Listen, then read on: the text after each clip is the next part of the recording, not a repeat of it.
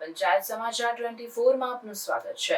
ગુજરાત માટે એક ઐતિહાસિક ક્ષણ। 32 વર્ષ પછી દાહોદ જિલ્લાના રતનમહાલ અભયારણ્યમાં વાઘ જોવા મળ્યો। આ સાઇટિંગ ગુજરાતને એકમાત્ર રાજ્ય બનાવે છે જ્યાં 3 મોટા બિલાડીવાળા પ્રાણી વાઘ, સિંહ અને ચિત્તા એકસાથે જોવા મળે છે। આ વાઘ મધ્યપ્રદેશના જંગલમાંથી ગુજરાતમાં પ્રવેશ કર્યો હોવાનું માનવામાં આવે છે। તે છેલ્લા 3 મહિનાથી રતનમહાલ અભયારણ્યના સીમાવર્તી વિસ્તારોમાં જોવા મળ્યો છે।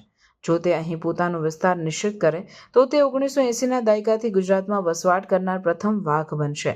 ગુજરાતે છેલ્લે 1989માં દક્ષિણ ગુજરાતના ડાંગ વિસ્તારમાં લગભગ 12 વાઘોની વસ્તી નોંધાવી હતી। 1992ની વાઘ ગણતરીમાં રાજ્યને વાઘ મુક્ત જાહેર કરવામાં આવ્યું હતું। 2019માં મહીસાગર જિલ્લામાં એક વાઘ જોવા મળ્યો, પરંતુ થોડા દિવસોમાં તેનું મૃત્યુ થયું હતું।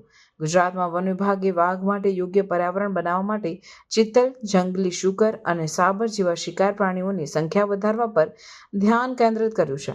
જો વાઘ અહીં સ્થાયી થાય તો તે રાજ્ય માટે જંગલી જીવન સંરક્ષણમાં એક મહત્વપૂર્ણ માઇલસ્ટોન સાબિત થશે। આ સાઇટિંગ માત્ર એક વાઘનું આગમન નથી, પણ ગુજરાતના જંગલોમાં ફરીથી વાઘોની સંભાવના માટે આશાનું કિરણ છે। જો આ વાઘ અહીં પોતાનો વિસ્તાર નિશ્ચિત કરે તો ગુજરાત ફરી એકવાર વાઘ માટે અનુકૂળ રાજ્ય બની શકે છે।